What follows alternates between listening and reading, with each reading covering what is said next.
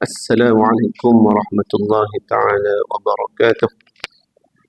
بسم الله الرحمن الرحيم. الحمد لله رب العالمين، الصلاة والسلام على أشرف الأنبياء والمرسلين وعلى آله وصحبه أجمعين.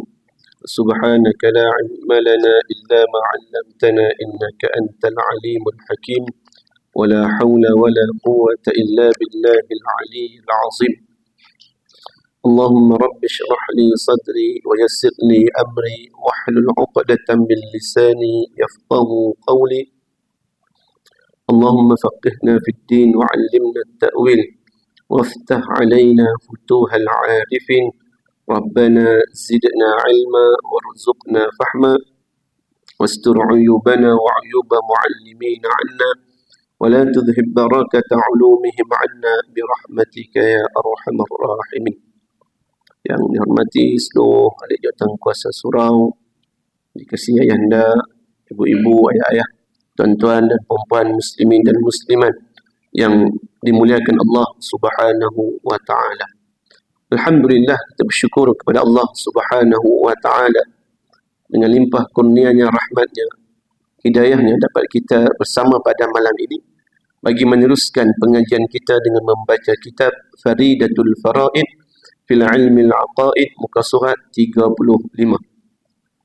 Muka surat 35. Dan tempat himpunan sifat-sifat Allah dan Rasul, tajuk dia. Jadi malam ni kita nak bincang tentang kalimah, memahami kalimah La ilaha illallah Muhammadur Rasulullah. Itu je yang kita nak sentuh pada malam ini. Baik. Maka segala makna bagi sifat-sifat yang tersebut. Apa makna sifat-sifat yang tersebut? Sifat-sifat 20 yang kita sebutkan. Sifat-sifat 20 daripada wujud sampai daripada habis kaunuhu mutakalliman. Semua itu termasuk juga perkara yang mustahil. Masuk juga perkara yang harus bagi Allah Subhanahu wa taala. Semua yang kita bincang tu dia punya kesimpulannya di sini. Terhimpun di dalam dua kalimah, yaitu La ilaha illallah Muhammadur Rasulullah. Artinya tiada Tuhan melainkan Allah. Muhammad itu, Nabi Muhammad itu pesuruh Allah. Kenyataan ini, kenyataan yang demikian itu adalah kerana apa? Kerana dua kalimat tadi, yang pertamanya kalimat La ilaha illallah, ia memberi faedah kepada iqrar, pengakuan kita. Bila kita sebut La ilaha illallah, tiada Tuhan yang disembah melainkan Allah. Mana kita sebut macam tu, kita dah buat pengakuan kita. Memang betul tak sembah yang lain. Memang betul tak sembah yang lain. Kadang di mulut ya tak sembah yang lain. Tapi kadang-kadang sembah selain daripada Allah, dalam arti kata lain, dia mengabdikan diri dia secara tidak sedar kepada harta. Cari harta, mayang pun lintang bukan. Mayang juga. Tapi asak dengan zuhur tu ujung dua-dua. Dia buat jamak tak musafir pun. Aisyah dengan maghrib pun dia dekat-dekat dengan Aisyah baru dia semayang maghrib dua. Pasal apa? Busy, sibuk sangat, tak dan nak buat. Kadang tekuh-tekuh dia qadha. Dia agak subuh baru semayang Aisyah. Pasal apa? Sibuk dengan. Maknanya apa? Di sini memberi erti bahawa dia mengabdikan diri kepada tujuan dia tadi. Kalau kata duit lah. Sebagaimana Syekh Mahyuddin Ibn Arabi yang saya pernah ceritakan di sini, bila dia kata kepada ahli jamaah, mereka sedang sembahyang di masjid itu nama masjid Syekh Mahyuddin, Masjid Rukunuddin, bukan Masjid Rukunuddin, Masjid Syekh Mahyuddin. Dia kata, Tuhan yang kamu sembah tu duduk tang ni.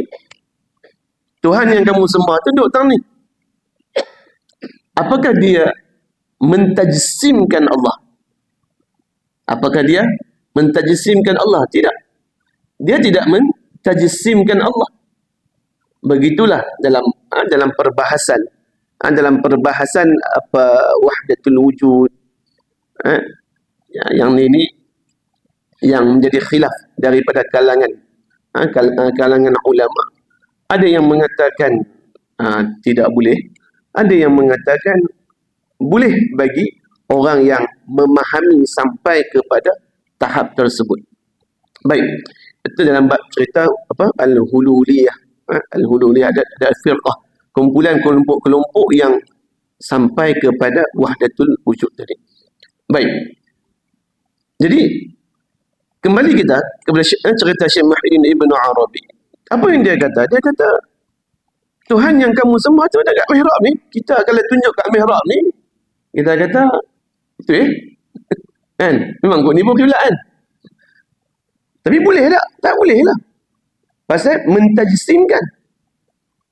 Dan Syekh Muhyiddin Ibn Arabi meletakkan tangannya bahawa di sini, kat mihrab ni. Nanti kamu akan jumpa dia punya jawapan dia. Bila? Satu ketika mana mim bertemu dengan mim. Mai zaman makmum.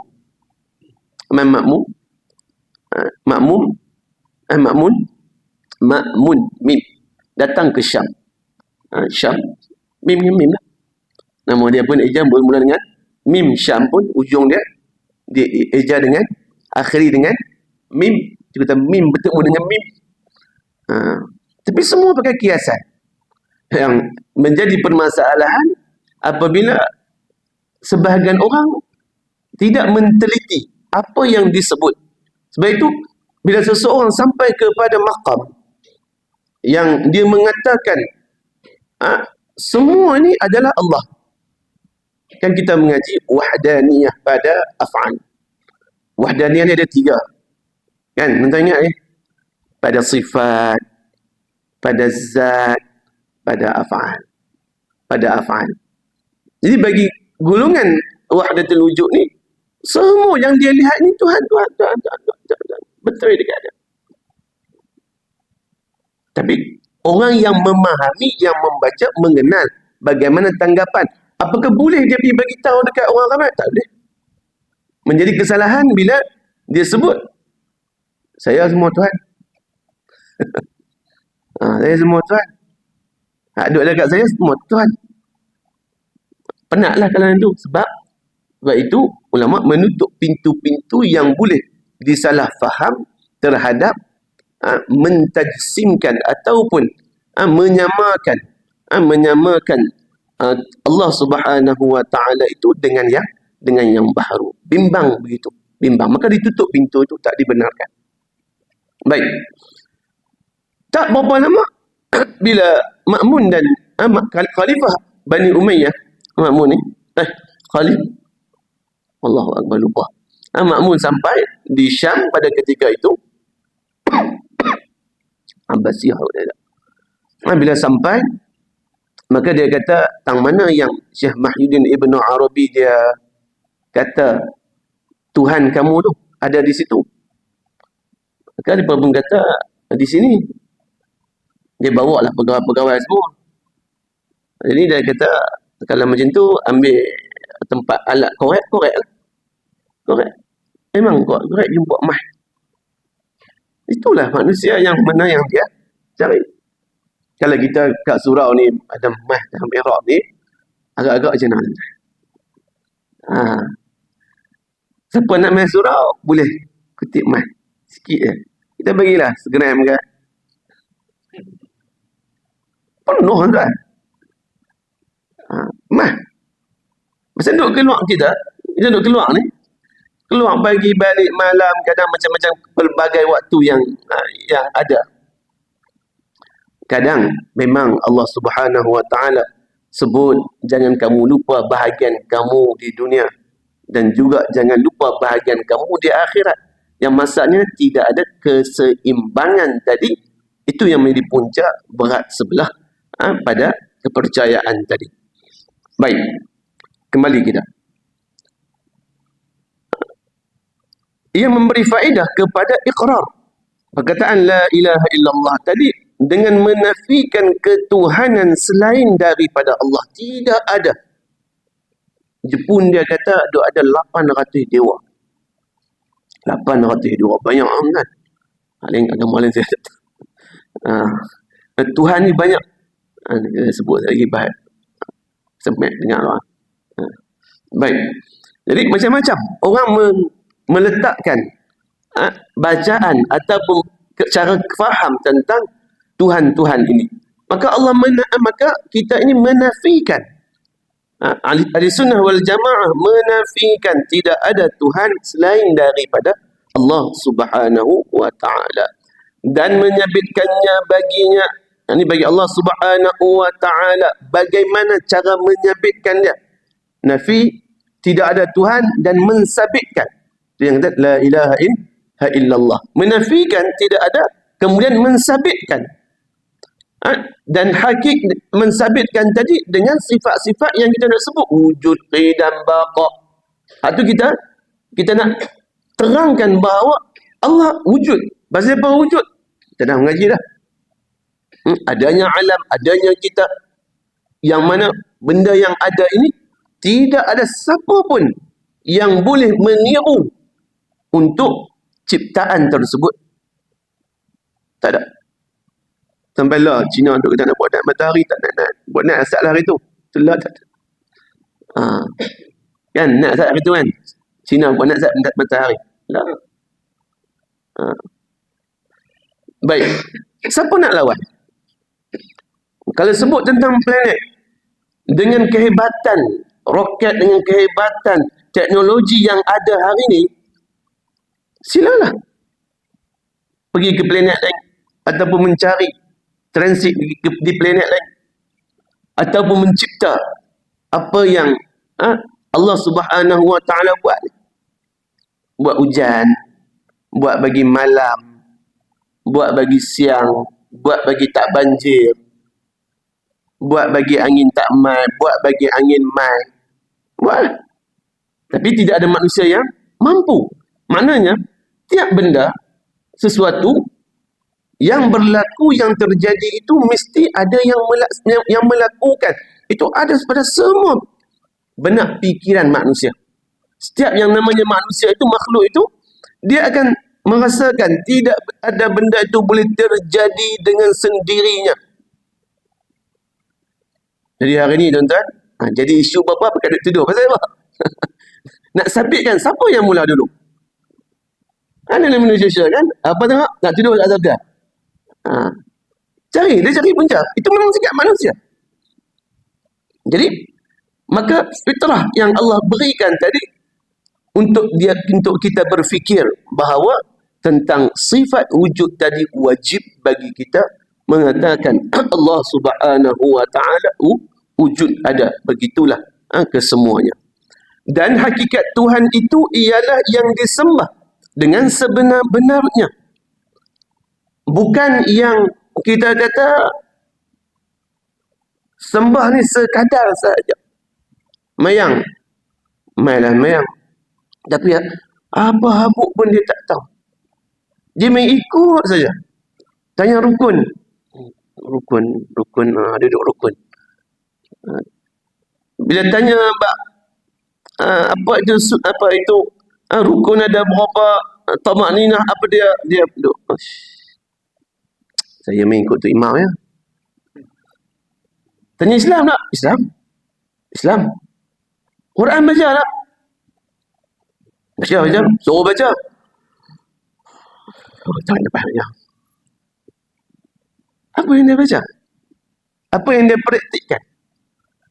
Mana bila Quran tak selesai, Fatihah sebagai pembukaan, dia tak akan jadi tatbiq, pelaksanaan dalam rangka menundukkan taat kepada Allah subhanahu wa ta'ala ini tak akan berlaku. Pasal apa? Tiap benda yang dia laksanakan itu mesti dengan ilmu. Dia tak boleh ikut mazhab, ikut sebut saja. Ikut sebut ni, apa yang orang sebut, dia pun tiru sebut. Tak boleh. Mesti kena ada ilmu tadi untuk melakukan ketaatan tadi. Baik. Maka dan hakikat Tuhan itu ialah yang disembah dengan sebenar-benarnya. Ini dalam kitab Fiqhus Sirah. Kalau kita melihat apa yang ditulis oleh Dr. Sa'id Ramadan Al-Buti, saya ambil petik satu tajuk tentang dakwah secara terang-terang. Kenapa berlaku dakwah secara senyap? Kenapa berlaku dakwah secara terang-terang?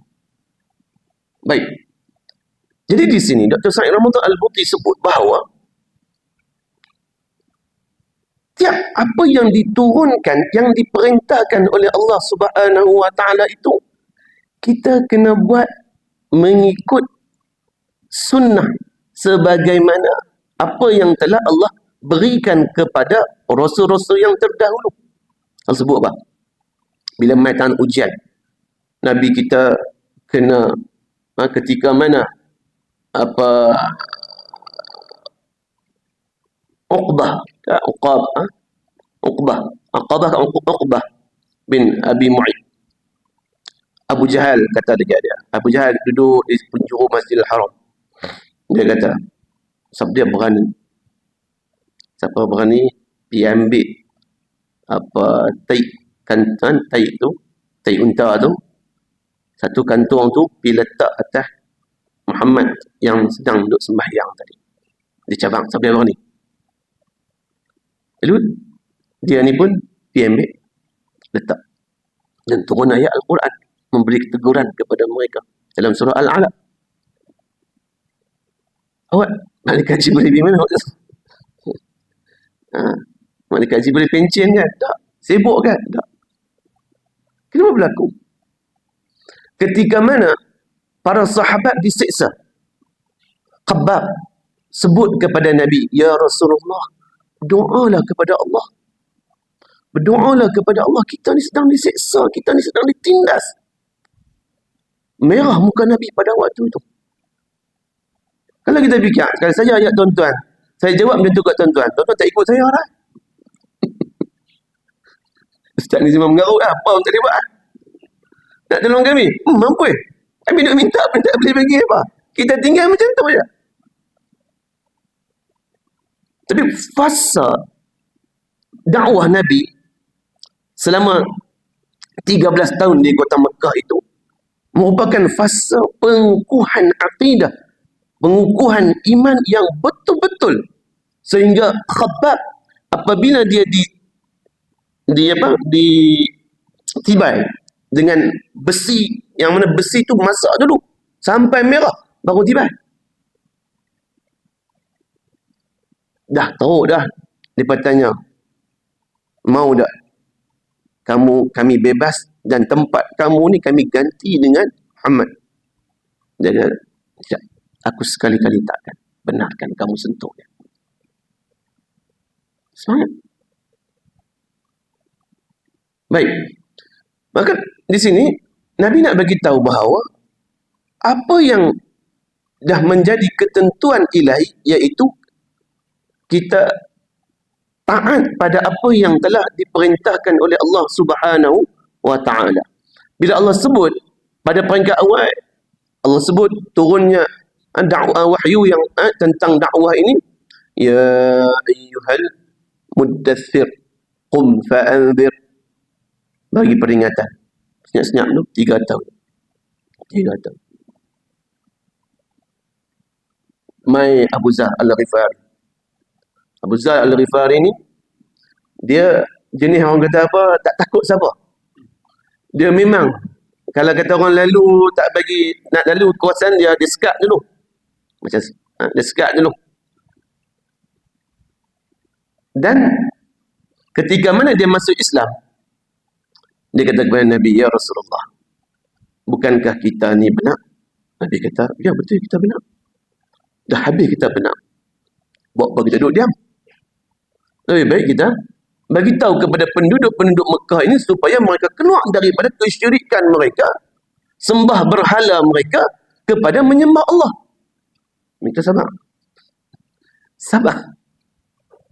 Jangan lagi. Mana ada fasad? Anak taat tak taat itu. Ketaatan tadi. Baik. Abu Zar Al-Ghifari dia kata, tak apa. Dia keluar juga. Dia pergi sebut, dia pergi kata dekat tokong-tokong buat tu. Buat tu pun, apa lagi? Godam dia. Habis luka. Dia godam habis luka. Bertemu dengan Nabi, Nabi kata, itulah tu abang dah. Jangan lagi. Belum sampai masa. Ya Rasulullah, kita ni benar. Semangat lebih. Dia keluar lagi. Benda yang sama. Nabi tak tolong. Bertindak atas arahan di sini. Bertindak atas apa yang Allah sebut.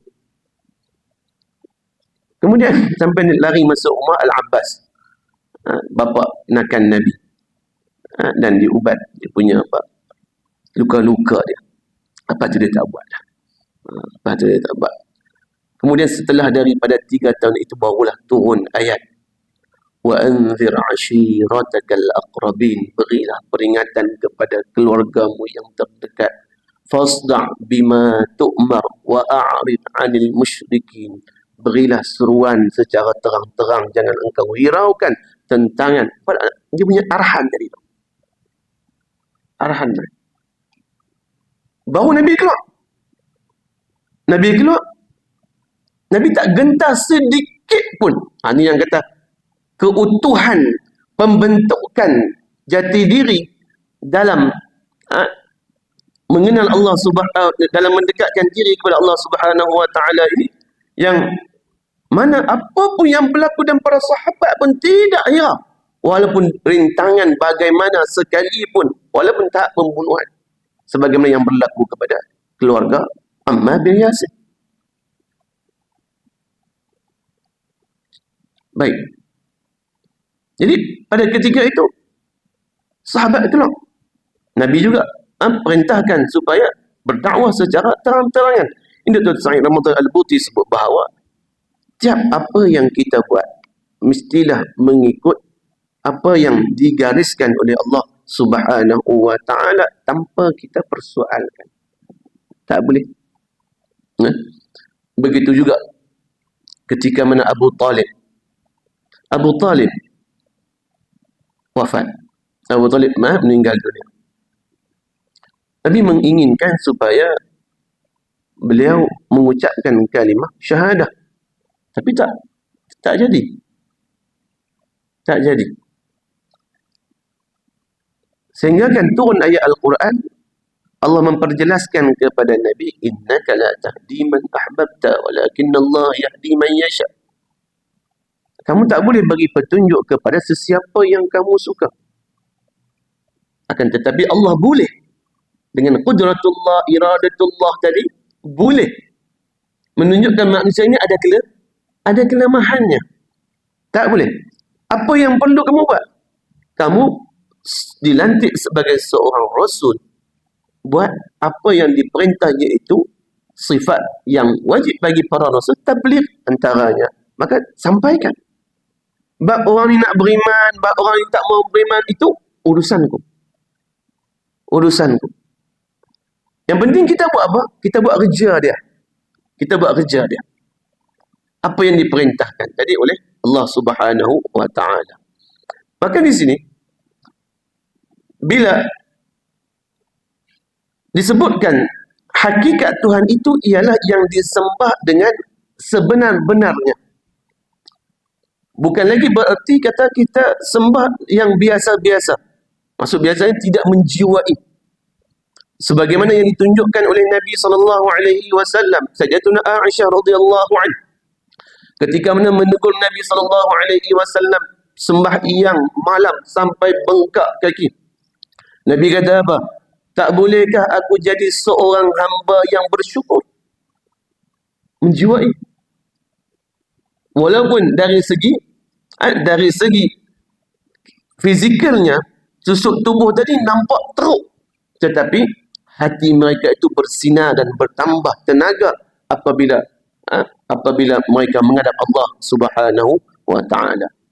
Begitu juga Sayyidatuna Aisyah radhiyallahu anha, apabila nak berikan sumbangan, ada orang meminta, sumbangan kepada Sayyidatuna Aisyah. Sayyidatuna Aisyah ambil dulu. Ambil duit tadi, kemudian basuh. Cucikan. Pasal apa? Bila ditanya oleh pembantu dia, kenapa Ummul Mukminin Sayyidatuna Aisyah engkau buat begini? Dia nak tahu lah pasal apa.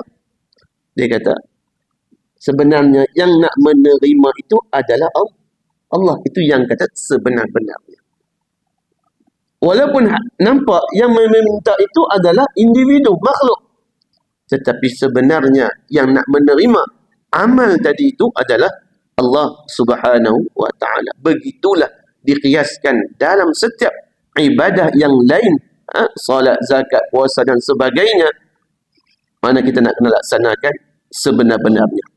Dan pastinya ia Allah Subhanahu wa ta'ala tidak memerlukan sama sekali perkara-perkara selain dari dirinya. Sedangkan setiap perkara lain memerlukan kepadanya. Oleh itu, makna la ilaha illallah itu ialah tiada yang disembah dengan sebenarnya dalam perkara ini melainkan Allah Subhanahu wa ta'ala. Dari yang demikian itu, ia melazimkan, yakni masuk melazimkan la mustaghniyan, seolah-olah cabang kepada katanya pasti, yakni Allah Subhanahu wa ta'ala tidak memerlukan perkara-perkara selain dari dirinya. Di bawah tuan-tuan. Sedangkan setiap perkara lain memerlukan Allah Subhanahu wa ta'ala. Baik. Dan dari yang demikian itu ia melazimkan, yakni memastikan yang semestinya la mustaghniyan an kulli ma siwa wala muftaqiran ilaihi kullu ma adahu illallah. Tiada yang terkaya dari semua yang selain darinya.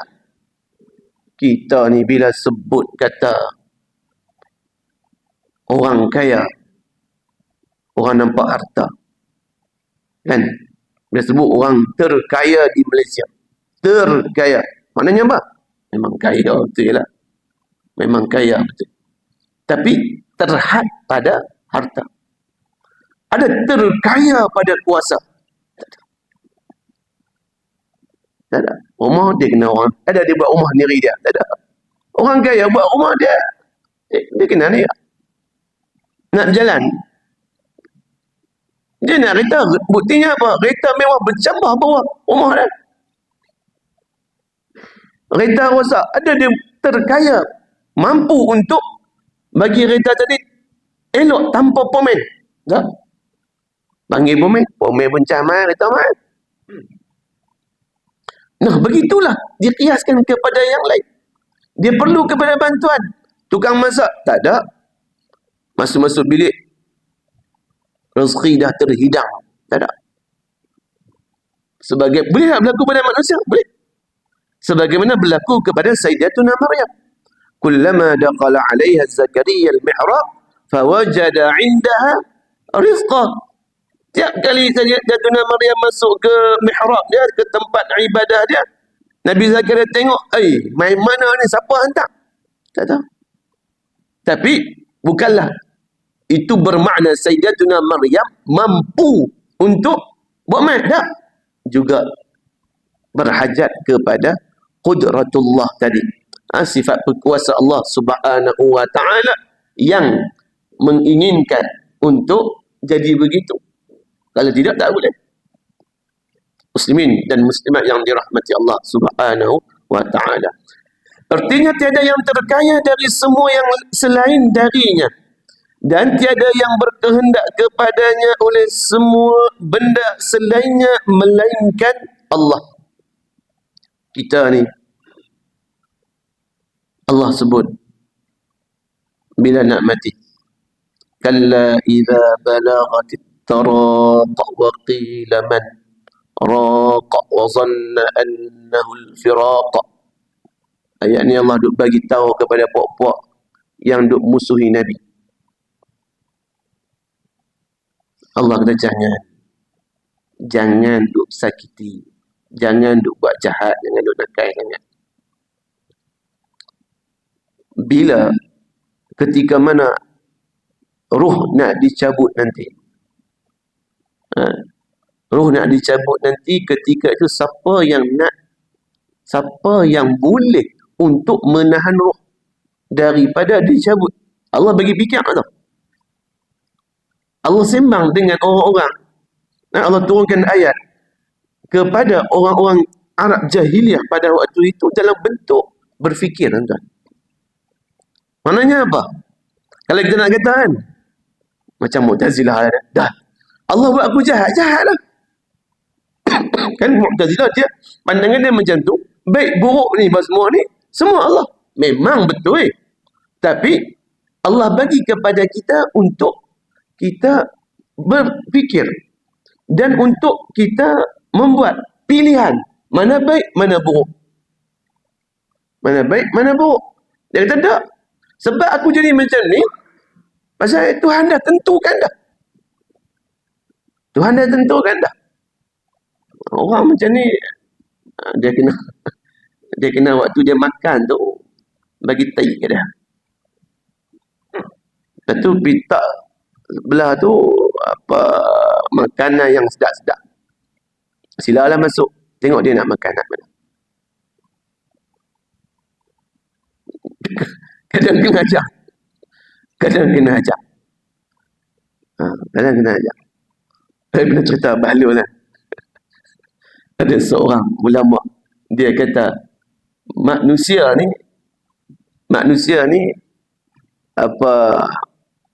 dia kata manusia ni tidak memberi kesan apa-apa. Tanah tidak memberi kesan, manusia yang tidak memberi kesan apa-apa. Semuanya Allah. Semuanya Allah. Lah kali ada 3 benda. Saya sebut satu lah ni. 3 benda. Lah kali bahlul buat apa? Bapa habis majlis, bapa tok guru tu habis mengaji, dia pergi kat lorong Baghdad tu. Tengok kawan tu, dia ambil tanah. Dia punggai kat muka Tok Syekh tu. Bengkak mata. Dia ambil tanah, dia buang batu dalam tu. Dia buang.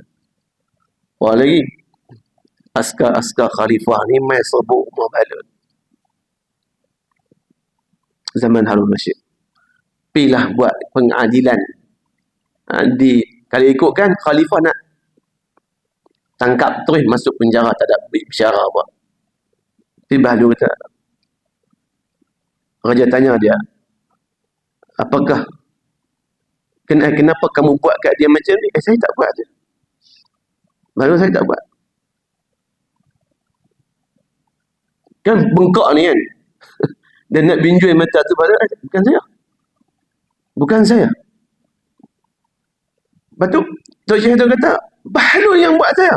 Abu Wahab. Saya tak buat. Saya tak buat. Dia buat saya. Tak ada orang, lepas dua. Dia minta tuduh. Dia buat. Jadi, tujuan bahlul buat macam tu supaya dia mengatakan bahawa benda itu memang bahlul yang buat. Lepas tu dia kata apa? Khalifah Harun al-Rashid, saya tak buat dia. Saya tak buat dia. Tapi dia kata, saya buat dia. Tuan Khalifah tahu tak apa yang dia kata dalam mengajar? Dia kata, manusia yang tidak boleh memberi kesan. Saya ambil tanah. Manusia diciptakan daripada tanah. Manusia diciptakan daripada tanah. Neraka silap. Neraka tidak memberi kesan. Pertama, tarik balik. Neraka tidak memberi kesan. Kan jin dibuat daripada api. Jadi kalau kita jin masuk neraka nanti tak ada apa lah. Pasal dia daripada api.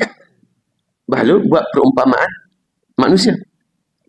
Bila bahlul bagi itu, dia kata, kawan tu kata, tok guru tu kata, jin tidak terkesan, api tidak memberi kesan kepada jin sebab dia diciptakan daripada api. Baik, ini benar akidah. Maka saya pun praktik apa yang dia kata dalam pengajian tadi. Saya cuba ambil tanah, baling tengok, beri kesan tak? Rupanya betul bagi kesan. Sepatutnya tak bagi kesan. Sepatutnya tak bagi kesan. Sedangkan dia cerita dekat masyarakat bahawa yang sama jenis tidak akan memberi kesan. Api dengan api, jin dengan api, manusia dengan tanah. Patutnya bila baling tanah kat manusia, tak akan memberi kesan. Dan kira Raja Harun Rashid kata, badan muka hang nak bihajak benda yang tak betul. Allahu a'lam. Baik, sampai itu no, tuan-tuan. Jadi sikit lagi bawah yang kita ambil, yang tu kita tangguh hati. La mustaghniyan, artinya tiada yang terkaya dari semua yang selain darinya, dan tiada yang berkehendak kepadanya oleh semua benda selainnya melainkan Allah Subhanahu wa taala. Kelaziman yakni kemestian ini menghimpunkan segala akidah yang berkaitan dengan Tuhan. Dan insya-Allah kita akan sambung kelaziman bagi terkayanya Allah taala itu. Dia ada dua perkara yang kita akan sentuhkan nanti insya-Allah. Allah Subhanahu wa ta'ala.